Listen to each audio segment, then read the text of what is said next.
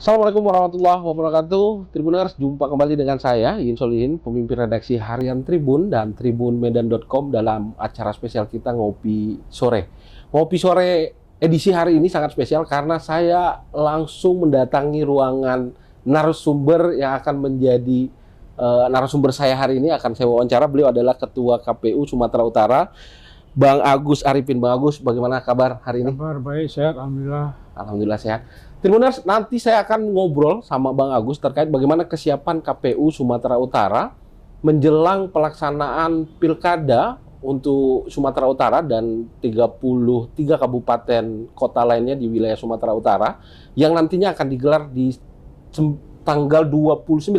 Betul, Bang? 27 November. Ya, 27 November 2024 mendatang. Tapi sebelum memulai wawancara dengan Bang Agus, saya mengingatkan untuk mengupdate informasi terkini melalui dua platform kami. Ada harian Tribun Medan yang terbit setiap harinya dan tribunmedan.com yang mengupdate informasi terkini seputar Medan, Sumatera Utara, nasional dan internasional. Bang Agus. Ya, siap Bang. Secara pekerjaan ini baru selesai satu tahap, Bang. Iya, betul. Pilpres dan Pileg sudah tuntas. Iya. Khusus Pilpres kemarin sudah diumumkan pemenang pasangan nomor urut 2, Bang ya? Iya, 02. 02, Pak Prabowo Subianto dan Gibran Raka Buming Raka. Untuk di Sumatera Utara juga beliau sepertinya pasangan ini juga menang ya, Bang? Iya. Lalu KPU hari ini juga masih menyelesaikan proses untuk Pileg ya, Bang? Iya, benar.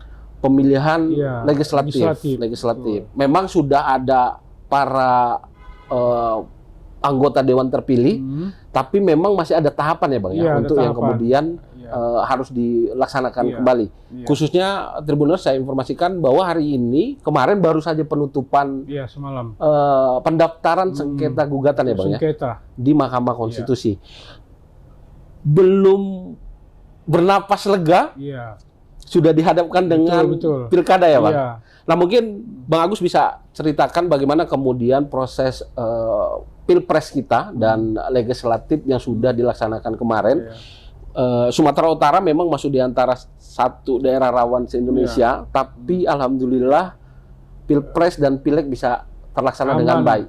Aman dan lancar ya, Bang? Peran serta KPU tentu menjadi utama dalam kesuksesan pelaksanaan Pilpres dan Pileg. Bang Agus bisa dijelaskan kemudian bagaimana kemudian tahapan berikutnya setelah penetapan pemenang di Pilpres dan pendaftaran sengketa khusus untuk Pileg di MK, Bang Agus. Terima kasih Bang ya atas kunjungan ini ya. Tentu kami berterima kasih. Ini mungkin kesempatan KPU Sumut juga ya sebagai pelaksana pemilu dan juga nanti sebagai pelaksana penyelenggara untuk pilkada. Bahwa sebagaimana kita ketahui bahwa MK telah mengeluarkan keputusan terkait dengan ada sengketa dari pasangan calon ya 01 dan 03 dan sudah diputuskan kemarin di tanggal 22 April. Ya, 2024 bahwa amar putusannya secara keseluruhan adalah menolak permohonan secara keseluruhan. Dan juga sudah kita ketahui juga kan, dan KPU RI juga sudah melakukan rapat pleno terbuka kemarin di tanggal 23 penetapan pasangan calon terpilih. Nah, tentu dengan telah ditetapkannya sebagai pasangan calon terpilih, tentu tidak ada lagi permasalahan terkait dengan pelaksanaan pemilu, khususnya pemilihan presiden di Indonesia, khususnya di Sumatera Utara. Dan saat ini tentu masih ada satu PR lagi yang juga kita sama-sama berharap bahwa nanti juga bisa diselesaikan dengan secara baik, yaitu sengketa pemilu legislatif. Jadi itu sengketa pemilu legislatif. Saat ini KPU Sumut juga lagi menunggu konfirmasi dari MK. Nanti melalui KPU RI menyangkut misalnya partai mana saja yang mengajukan gugatan terhadap perselisihan hasil pemilu legislatif. Untuk legislatif, partai apa saja, kemudian untuk jenis pemilihan apa saja nanti yang digugat, apakah termasuk DPD, DPR RI, DPD provinsi dan Kap Kota. Jadi kita saat ini lagi menunggu. Artinya secara regulasi hari ini para parpol ataupun calon anggota legislatif itu mereka yang kemudian mendaftar ke MK, Bang? Iya, partainya. Partainya? Bukan calegnya. Bukan calegnya ya, artinya partai yang kemudian melapor ke Mahkamah Konstitusi untuk kemudian diregister oleh MK. Diregister oleh MK. Lalu diserahkan ke KPU RI, baru diteruskan ke provinsi. Iya. Artinya hari ini kawan-kawan di KPU Sumut sedang menunggu. Ada atau tidak nih perkaranya? Memang sudah ada datanya, tapi ini masih masih belum final. Artinya karena kan ini ada mendaftar dulu kan, Bang? Mendaftar dulu. Belum pasti kemudian dia terregistrasi sebagai perkara yang harus disidangkan gitu ya, Bang? Betul. Dan informasinya memang semalam terakhir di MK? Di MK. Artinya dalam 1-2 hari ke depan akan ada informasi terkini ya, Bang, dari KPU RI? Ya, kami juga sebagai penyelenggara di KPU, termasuk juga di KPU Kabupaten juga memang sangat menunggu terkait dengan data ini.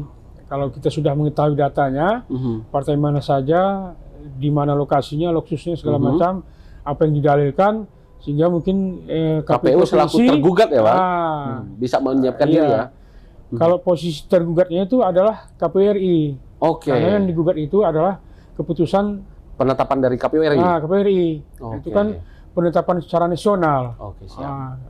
Baik yang di Kap Kota, provinsi itu. Tapi paling tidak KPU Sumatera Utara juga harus menyiapkan data.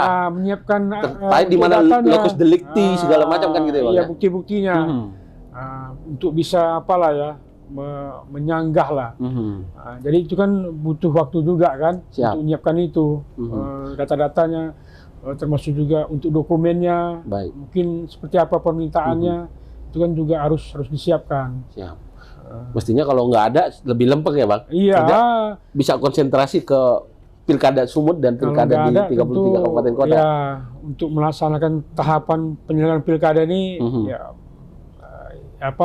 lebih lempeng lah gitu, Bang ya. Enjoy lah. Tapi secara regulasi di PKPU misalnya, Bang, adakah diatur sejak MK kemudian menutup pendaftaran perkara, kemudian meregistrasi dan menyerahkan, kapan terakhir sengketa pemilu ini harus selesai? Jadi dia di ketentuan itu adalah harus diselesaikan selama lamanya 35 hari kerja. Sejak sidang pertama dimulai? Sejak diregistrasi. Jadi nanti diperkirakan nanti di Juni nanti sudah diputuskan oleh MK. Di Juni nanti.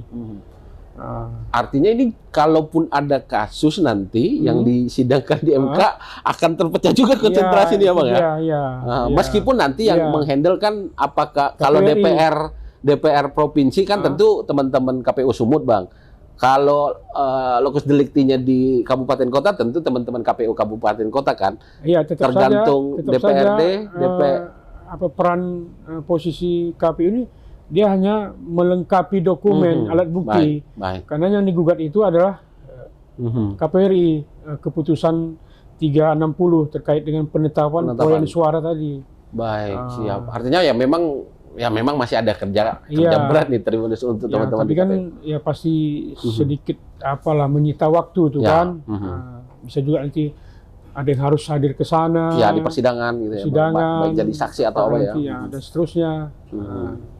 Ya berarti kita menunggu, Bang ya. Kita menunggu sampai hari ini apakah ada gugatan yang terregistrasi untuk wilayah Sumatera Utara.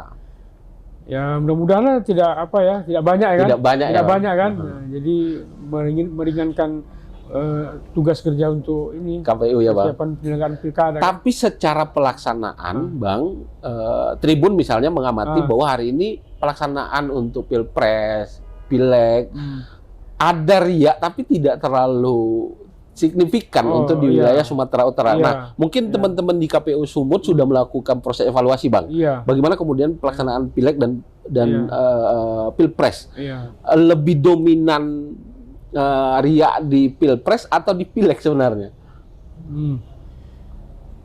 Ya kalau saya ya lihat apa saya amati pada setelah hari pemungutan suara ya, 14 Februari, kemudian juga pada saat apa ya rekapitulasi Rekapitulasi di provinsi ya waktu itu, saya lihat memang apa dinamikanya lebih muncul lah ya, lebih muncul atau lebih tinggi di Pileg, pemilu legislatif dibanding Pilpres. pemilihan presiden. Mungkin karena calon presiden dan wakil presidennya nggak ada di TPS ya, Bang? Nah, itulah saya juga nggak tahu persis ya. Tapi memang yang saya lihat, yang saya amati memang riaknya itu memang Di Pileg ya, lebih Bang ya. kepada persoalan pemilu legislatif, Oke. ditambah ada juga lah di soal DPD. Mhm. Jadi dinamikanya kelihatan. Termasuk juga kemarin itu waktu rekap di di provinsi, di salah satu hotel di Medan, termasuk juga di situ ada juga rekap KPU Medan. KPU Medan. Itu kan ada sedikit insiden ya, Bang ya, ada waktu itu ya.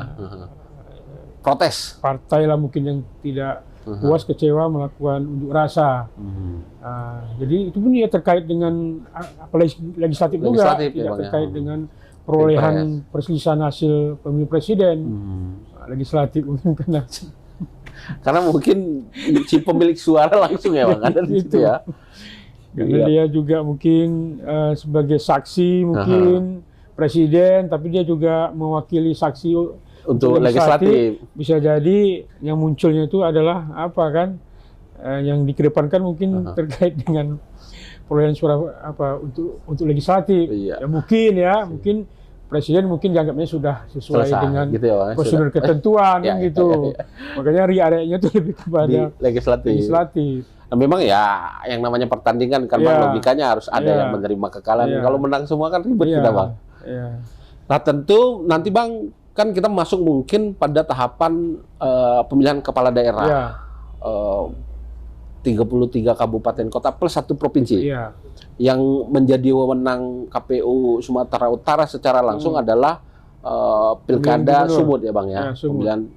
Nah, Bang, sampai hari ini bagaimana kesiapan teman-teman di KPU Sumatera Utara melaksanakan tahapan untuk menuju Pilkada, meskipun masih ada yang harus diurusi Ya. di Pileg tadi Ya. kan, Bang ya.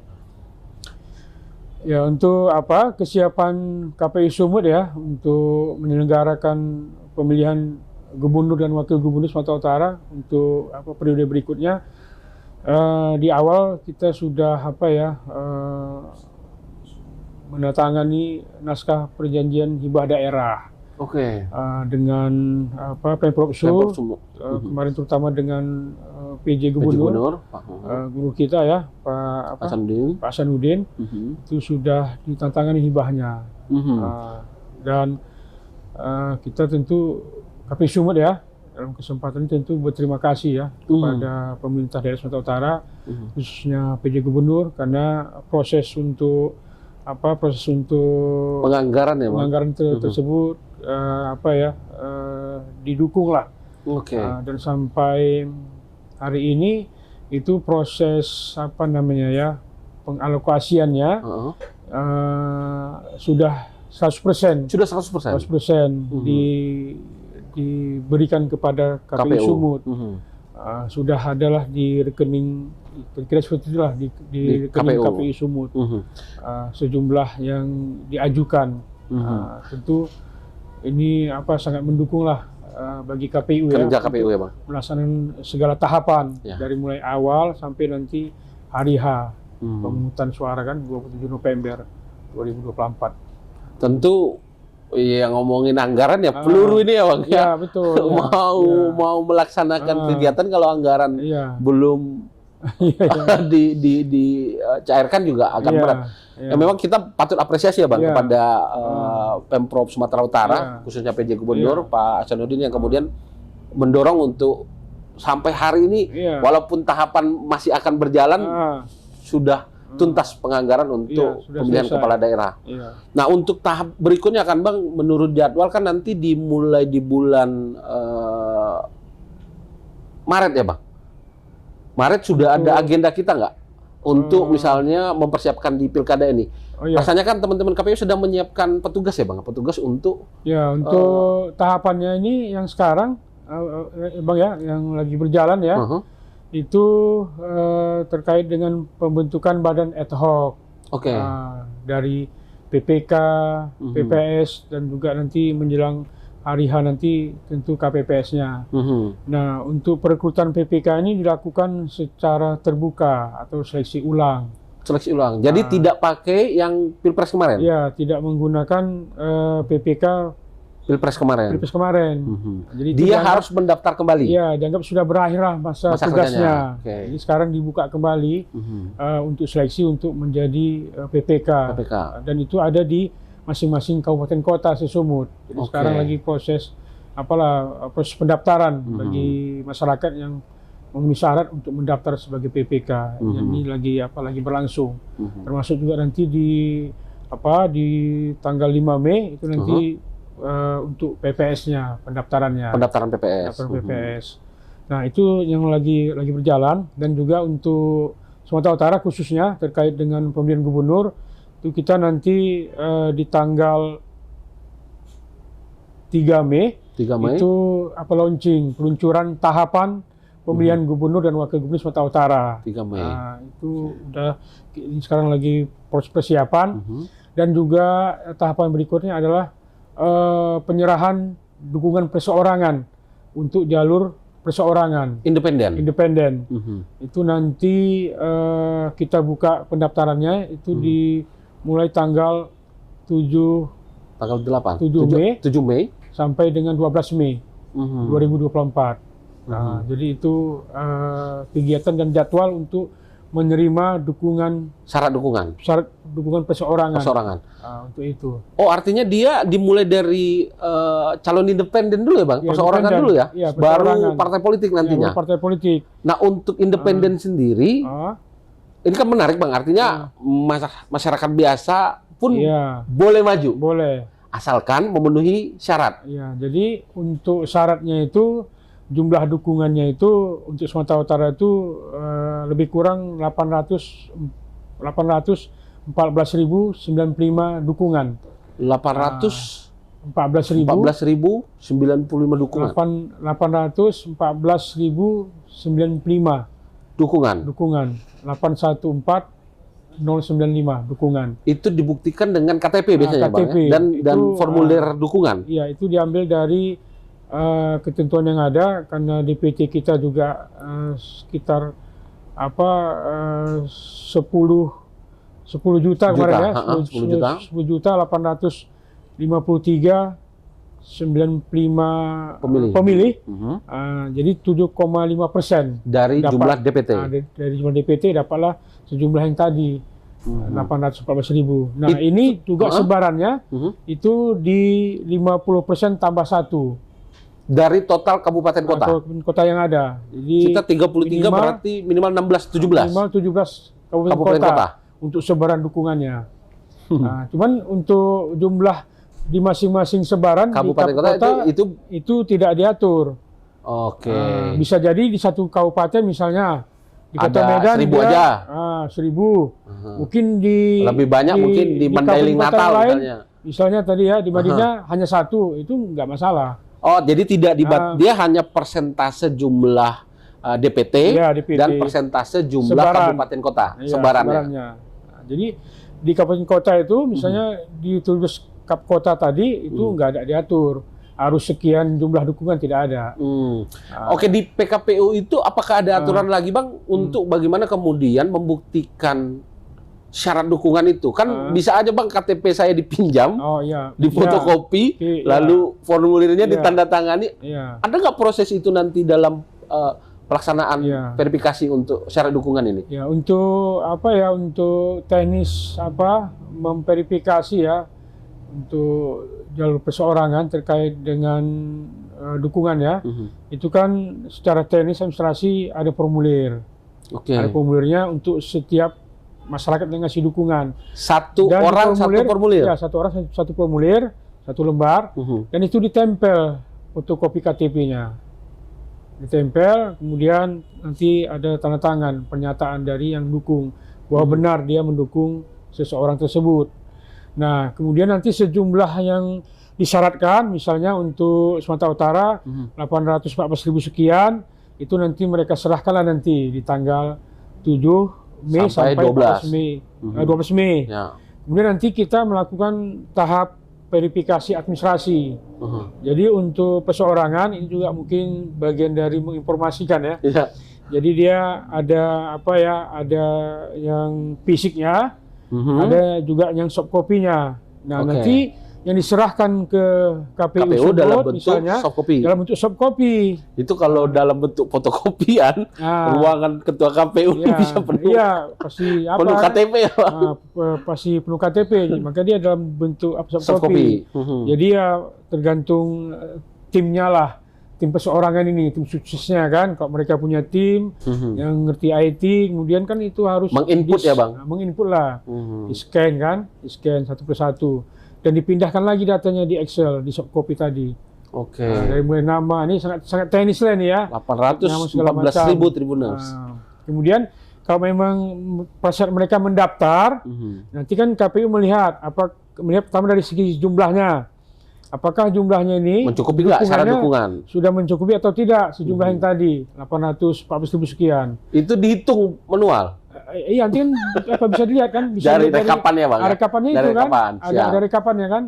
Nah, kemudian termasuk dari sebarannya. Kalau sudah dua hal ini sudah memenuhi ketentuan, maka dia diterimalah pendaftarannya. Nah, untuk langkah berikutnya, secara umum nanti ada verifikasi administrasi terhadap dokumen dukungan. Ya, terhadap dokumen dukungan. Ini nanti dilakukan, kan tadi mereka menyerahkan soft copy-nya. Jadi nanti ada petugas verifikator yang melihatnya di aplikasi Amesilon, apakah datanya tersebut match sesuai dengan ketentuan, terutama mengenai KTP-nya misalnya ya. Apakah kan harus berusia 17 tahun.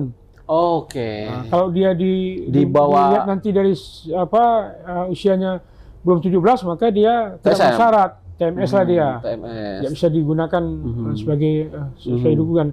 Kecuali misalnya ada mungkin di masyarakat kita walaupun belum berusia 17 tahun kan sudah masih menikah. Boleh sudah menikah atau sudah pernah menikah. Tentu ada dokumen lain pendukungnya yang menyatakan itu.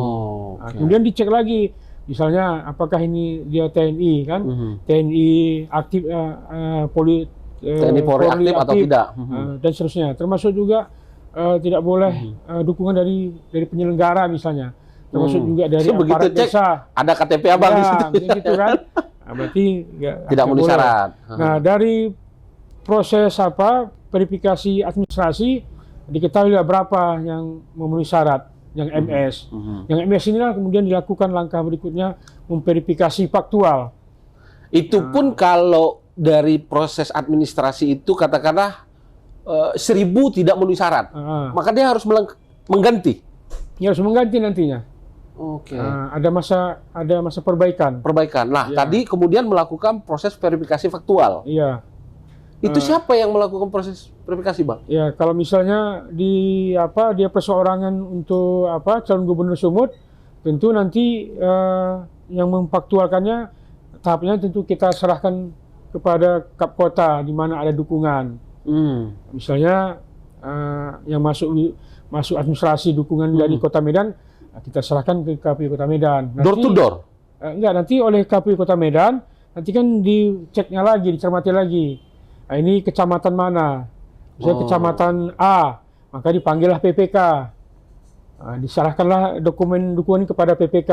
Nanti oleh PPK dilihat lagi, ini dukungan dari RT mana gitu. Dari kelurahan mana. Kalau kemudian dipanggillah PPS-nya. Panitia pemungutan suaranya. Lalu oleh PPS lah yang melakukan verifikasi faktual door to door by name, by address sesuai dengan data. Kalau di Kecamatan Marelan misalnya ada 100.000 dukungan, maka door to door 100.000 dukungan. Iya, sejumlah itu yang harus dikunjungi oleh petugas. Seingat saya, Bang, di pemilu sebelumnya dia kan tidak semua dokumen. Iya, betul. Sampling. Iya. PKPU kali ini harus door to door. Sepengetahuan saya, seingat saya ini ya, sejak tahun 2018 itu sudah Door to door. 100% diverifikasi faktual door to door. Nah, di bawah itu mungkin di 2017 itu masih dia Sampling. ngambil sampel. Kalau tidak salah sekitar 10% saja yang difaktualkan. Nah, kalau saat ini ketentuannya sejumlah yang diserahkan atau 100%. Dari Kalau misalnya 814.000 kita- itu, iya. artinya 814.000 Iya. dukungan itulah harus di Iya, door to door kan? Difaktualkan, diverifikasi faktual, door to door oleh petugas PPS. Ini pertanyaannya agak masih sama Bang, Iya. tapi sepanjang Abang menjadi anggota KPU, Ah, ada nggak calon independen untuk Pemprov? ya, Sumut. sepengetahuan saya ya, Ah. kalau saya ini kan pertama kali sebagai penyelenggara kan di kabupaten ya, di Langkat 2014. Nah, untuk seingat saya untuk jalur Kabupaten? independen di provinsi belum pernah ada. Oh iya, kayaknya berat. Tapi kalau di kabupaten saya pikir Ada ya Bang? ada. Ada ya. Termasuk saya waktu itu di Langkat 2018 itu ada 5 Calon independen. independen bakal lah ya, Aha. bakal pasang calon independen yang maju. Dari 5 kemudian yang bisa ditetapkan itu hanya 1. Nah, Tribuners bisa kita bayangkan bagaimana kemudian proses verifikasi door to door Iya. di tingkat kecamatan yang harus dilakukan di setiap rumah Iya, si pendukung. iya betul. Kita bisa bayangkan mungkin Bang ya, Nah, saya mau cepet aja saya pinjam data dari ojol Bang, nah. atau pinjol Bang. Iya, yang iya, ada iya. KTP-nya kan saya Iya, pakai iya, aja Bang. iya, iya. Saat verifikasi kan tentu Iya. teman-teman di lapangan yang akan Iya. head to head dengan Iya. si pemilik KTP kan Bang. Iya. Jangan-jangan dia nggak pernah kasih dukungan. Nah, ini karena ini ya untuk menjaga ketentuan itu ya, supaya jangan bias. Yang dimaksud dengan tadilah ya, maksud Abang kan berpotensi dukungan ganda ya, Ya. KTP ganda. Nah, kaitannya dengan faktual, pada saat verifikasi faktual itu yang namanya KTP ganda, dukungan ganda atau namanya istilahnya di KPU itu ganda internal eksternal itu sudah tidak ada, karena dia sudah di Administrasi tadi sudah ya Bang ya. di administrasi dan juga Begitu di aplikasi tadi, di eh, aplikasi. Jadi aplikasi ini sudah menetralisir kegandaan. Kegandaan, baik kegandaan internal, ya kan? Ada salah seorang pendukung memberi dukungan yang lebih Double. terhadap Kedua calon independen Ah. misalnya. Kalau Oke. yang kegandaan internal, salah seorang pendukung itu memberi dukungan lebih kepada salah satu calon. Oke. Jadi kira-kira KTP-nya ada di calon A, ada juga di calon B dan C dan seterusnya. Artinya secara sistem ini sudah Iya, antisipasi ya Bang ya. Sudah bersih lah ini. Sudah tidak ada lagi namanya Double dukungan ganda. dukungan ganda. Memang beratnya nanti diverifikasi faktual Iya, ya. Bang? faktual. Sejumlah berat. 814.000 Iya, gitu ya. betul. Tapi agak lega Iya. Tribuners karena tadi menurut pengalamannya Bang Agus tadi untuk di Sumut belum pernah ada calon Belum pernah independen. Iya. Nah, Bang, katakan dalam proses itu kemudian sudah memenuhi syarat lah dukungan Iya. untuk calon independen. Dia akan mendaftar bersamaan dengan Iya. calon dari partai politik. Iya, benar. Jadi kalau lihat dari ketentuan yang ada sekarang di PKPU nomor 2 ya, tahun 2024 tentang jadwal dan tahapan penyelenggaraan pilkada, itu nanti jalur perseorangan kan tadi kan mendaftarnya mulai tanggal 8 sampai 12 Mei. Kemudian itu kan langsung berproses seperti yang tadi ya, ada verifikasi administrasi, faktual dan seterusnya.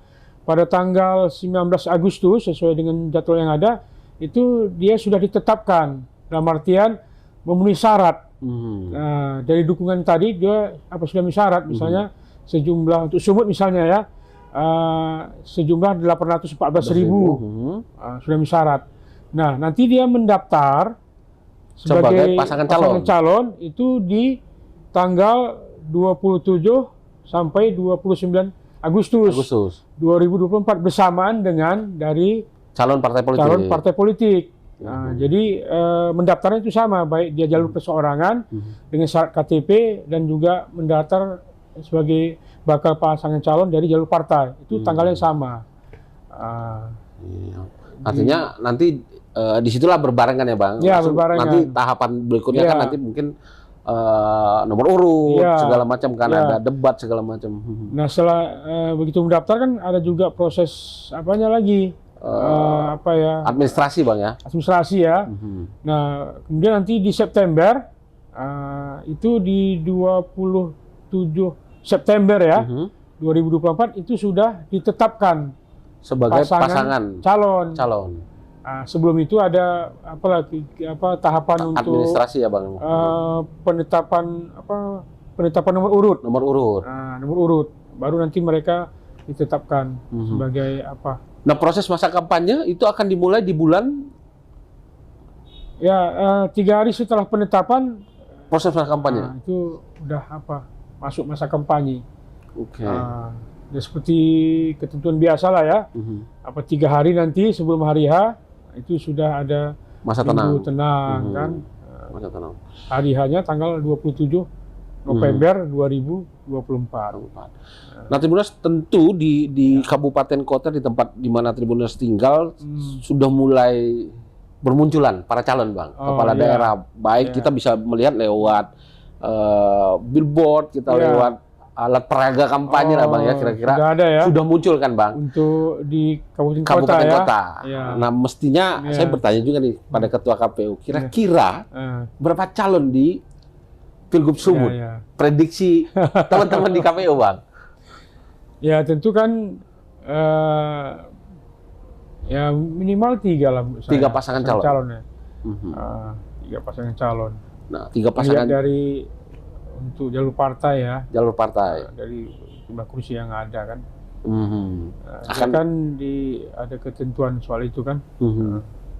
Ada 3 menurut Pak Ketua, ada 3 pasangan calon yang akan berlaga nanti di Pilkada Sumatera Utara. Nah, siapa orangnya? Mungkin Tribuners sudah mulai catat-catat Bang. Siapa orangnya? Kalau mengenai orangnya kan tidak ranah KPU tidak ya. ranah KPU Bang. Kan prediksinya berapa orang saja dari jumlah kursi. Kalau KPU kan hanya melihat dari persyaratannya saja. Dari kursi yang ada. Betul. Dan perolehan suara mereka di provinsi kan. Nah, kemudian di luar itu Bang kan selalu saja pemilu kita kan kemudian menjadi dramatis ketika teman-teman di tingkat kecamatan, di tingkat kelurahan, kita ingat betul waktu pemilu serentak kemarin mereka kemudian banyak yang sakit, bahkan meninggal saat melaksanakan tugas. Tapi di Pilpres kali ini dan Pileg sepertinya tidak viral pemilu sebelumnya ya Bang ya. Artinya apakah kemudian jaminan kesehatan, mungkin gaji kali mungkin Bang ya, honor ya, bagi mereka sudah kemudian lebih baik Bang kalau Abang melihat? Ya, salah satu mungkin ya yang diperbaiki oleh KPU ya, KPU RI ya, terkait dengan Badan Penyelenggara. Kalau yang meninggal kan banyak KPPS ya. KPPS. Di 2019 kan waktu itu. Betul. Ya. Nah, di 2024 itu oleh KPU dibatasi usianya. Jadi usia maksimal untuk bisa menjadi KPPS. Itu dibatasi. Usia 55 seingat saya. Paling maksimal? Iya, 55 tahun. Itu pun kayaknya dengan ada catatan riwayat kesehatan ya Bang ya? Untuk kesehatannya kan tetap aja ada surat keterangan sehat kan? Sehat ya. Itu menyangkut beberapa penyakit yang kronis lah mungkin ya. Sakit gula, jantung. Nah itu kan bagi KPPS kan kalau memang melakukan pemeriksaan secara menyeluruh kan biaya kan besar. Ya. Nanti lebih besar dari honor. Iya, honornya dan belum tentu nanti dia lulus kan. Iya. Orang tua udah medical check up mendaftar. Makanya masih walaupun itu menyangkut ada persyaratan kesehatan termasuk tentang tidak terlibat narkotika. Nah, itu ya buktinya tetap saja ada surat keterangan sehat ya Bang ya. Di rumah sakit pemerintah setempat, dokter, puskesmas. Itu juga. Artinya tapi dengan ada pembatasan usia tersebut proses seleksinya lebih baik ya Bang. Bukan hanya soal seleksi tapi soal tidak terulangnya kasus 2019 banyaknya penyelenggara kita yang meninggal. usia juga sangat membantu. Karena di 2019 itu kan kebanyakan memang Usia lanjut ya, Bang? usia lanjut kan, Oke. dan dengan ada bawaan penyakit Penyakit ya, komorbidnya itu ya. kan yang sudah terbawa karena faktor kelelahan. Ya. Memang faktor utamanya memang itu Kelelahan. sangat lelah. Sangat lelah ya, Bang. Walaupun kita lihat kan mereka kan masa kerja kan hanya sebulan, itu kan. Tapi sebulan itu Dan seminggu menjelang hari H itu kan yang di situ itu yang mereka, intensitas tinggi, Bang ya. tinggi. Sampai penghitungan Iya. segala macam itu yang intensitas tinggi Ada ya. mereka BIMTEK, ada mereka mengantar surat pemberitahuan memilih. Kemudian juga yang terasa kan waktu mereka menghitung. Ya, Penghitungan itu suara ya, kan, Bang ya, itu yang penghitungan itu. yang bisa sampai subuh. Padahal dari pagi mereka sudah bertugas iya. ya, Bang. Mungkin mereka kepingin supaya cepat selesai, Ya. akhirnya kan istirahatnya kurang, Dikebut itulah lah itu, Bang ya. menyebabkan itu. Nah, Jadi kita memang- berharap di proses seleksi yang Iya. sedang berlangsung ini kan, Bang ya. Iya. Ya, petugas-petugas Iya. ad hoc ini yang kemudian bisa lebih prima, Bang ya, secara Iya. kesehatan Iya. juga. Dan secara- juga sudah ada juga lagi ini kan ditambah beberapa ketentuan juga kan tentang standar kesehatan di TPS itu juga sudah. Oh, sudah ada dokter, misalnya dilakukan. tenaga kesehatan gitu ya, Bang ya. Walaupun ada juga semacam rekomendasi saran juga ada kan, kita nggak bisa maksa misalnya tidak merokok. Oke. Tapi nggak bisa juga, Bang. Ya itu ya pokoknya Kadang- kasih tahu kan. Ya, kadang konsentrasinya lebih Iya. bagus ketika dia Iya. melakukan itu kan gitu. Termasuk juga diingatkan menjaga waktu tidur. Oh ya. Saya kemarin waktu hari H 14 Februari malam itu saya ada monitoring di Ke Medan. teman-teman ya, Bang. Dan ya. saya temukan KPPS itu jam 3 dini hari masih Hitung. di TPS. Apalah ini kita ini kan terbiasa Diskusi gitu, Bang. Diskusi. Padahal kan. harusnya dia udah Ya, istirahat sampai ya, Bang. tidur. Ya. Kenapa? Karena jam 6 dia sudah harus hadir. Ya, betul. Jam 7 sudah buka TPS. Ya. Iya, kalau jam Betul. 3 dia masih jam 6 udah start kan Iya. kurang tidur jatuhnya ya, Bang. Iya. Dan ada beberapa saya turun itu kan. Turun saya baik-baik lah. Saya Ya. kasih tahu pulang aja saya bilang. Siap. Bang, secara pelaksanaan mungkin KPU Sumatera Utara sudah siap lah, Bang ya. Anggaran sudah, Ya, oke. tahapan sudah berjalan, rekrutan badan ad hoc sedang berjalan, kemudian tinggal menunggu rangkaian pelaksanaan tahapan ya, Bang ya. Pelaksanaan. Nah, di pengalaman kita di Pilpres dan Pileg tentu ada yang berkaitan dengan daftar pemilih, Bang. Iya.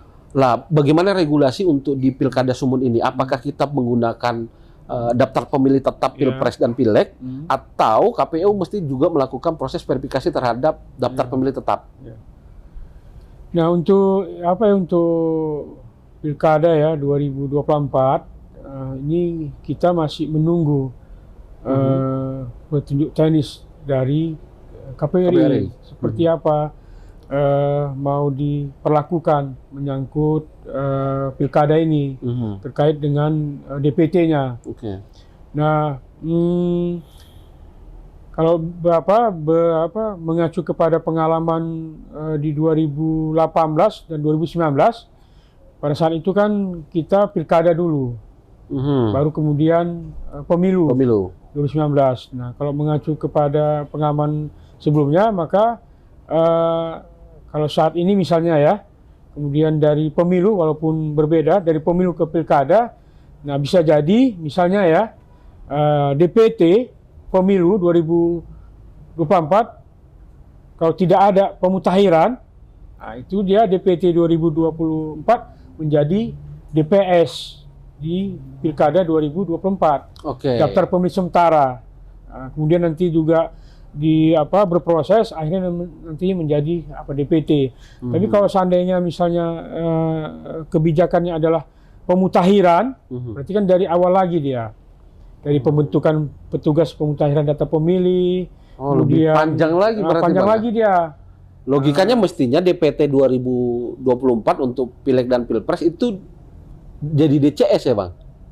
Daftar DPS.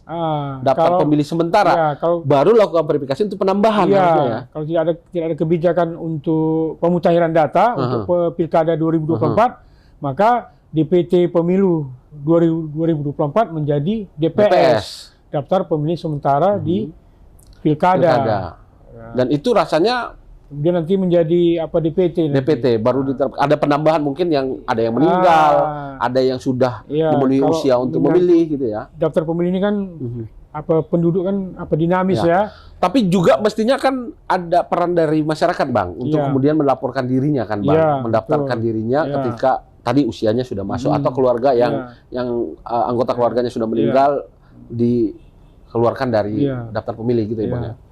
Ya, kalau terkait dengan yang Abang sampaikan, tentu ya dari KPI Sumut ya terutama ya tentu berharap kepada masyarakat supaya bisa aktif berinisiatif melaporkan diri lah terkait dengan pilkada ini kan, apakah dia pindah domisili, mungkin ada keluarganya yang mungkin sudah meninggal atau ada anggota keluarga yang sudah berusia 17 tahun, kemudian diurus KTP-nya, kemudian bisa melaporkan ke KPU supaya bisa didata. Tentu seperti itulah harapannya kan. Baik Bang. Tribuners menarik ini kalau membahas tentang pilkada ini kurang waktunya Bang. Masih lama tapi nanti Tribuners protes dengan kapan kali ini katanya. Tribuners saya mengingatkan untuk terus mengupdate informasi terkini melalui 2 platform kami, ada Harian Tribun Medan yang terbit setiap hari dan ada tribunmedan.com yang juga menyajikan informasi terkini. Sebelum menutup Ngopi Sore edisi hari ini bersama Ketua KPU Sumatera Utara Bang Agus, Bang mungkin ada pesan Bang kepada masyarakat kita, kepada partai politik, kepada calon kepala daerah, kepada penyelenggara pemilu, supaya pelaksanaan Pilkada 2024 di Sumatera Utara ini lebih baik dibanding Pilpres dan Pileg kemarin yang sudah bagus artinya Bang. Mungkin ada harapan yang ingin Abang sampaikan kepada masyarakat kita Bang. Ya tentu pada kesempatan ini KPU Sumatera Utara pertama ya mengucapkan terima kasih kepada masyarakat Sumatera Utara yang pada saat pemilu nih ya 4 Februari yang telah meluangkan waktunya untuk datang ke TPS, dan juga mengucapkan terima kasih kepada pemerintah daerah baik gubernur, PJ Gubernur, Kapolda, Pangdam, dan juga khususnya juga kepada partai politik yang telah ikut juga lah semua ini ya menjaga sehingga Sumatera Utara termasuk kondusif, aman, lancar terkait dengan pelaksanaan pemilu di tahun 2024 dan tentunya harapan kami ya dari KPU Sumut, mungkin juga pasti juga KPU Kabupaten Kota, bahwa Pilkada 2024 juga dapat bisa kita laksanakan dengan baik, lancar, komplit, tidak ada tindakan yang bisa merugikan kita semua. Tentunya sekali lagi sudah pasti kami memohon doa dan dukungan dari masyarakat Sumatera Utara, termasuk juga dari eksekutif, legislatif, baik PJ Gubernur, Bupati, Wali Kota, termasuk juga dari aparat keamanan, baik dari kepolisian, TNI, Polri, baik di tingkat provinsi maupun di tingkat kota, untuk kembali lagi lah bersama-sama kita mensukseskan agenda nasional, yaitu pemilihan kepala daerah serentak di tahun 2024. Seperti itu. Baik, bagus. Terima kasih. Demikian Ngopi Sore dengan Ketua KPU Sumatera Utara, Bang Agus Arifin. Bang, semoga sukses bersama teman-teman melaksanakan Pilkada 2024. Dan Tribuners, saya ingatkan untuk hari ini sudah mulai melihat, mempelajari siapa figur yang kemudian cocok untuk memimpin daerah kita 5 tahun ke depan. Satu kali kita coblos untuk menentukan nasib kita di 5 tahun berikutnya. Terima kasih sudah menyimak tayangan Ngopi Sore edisi hari ini. Kita berjumpa di Ngopi Sore berikutnya. Assalamualaikum warahmatullahi wabarakatuh. Horas. Waalaikumsalam warahmatullahi wabarakatuh.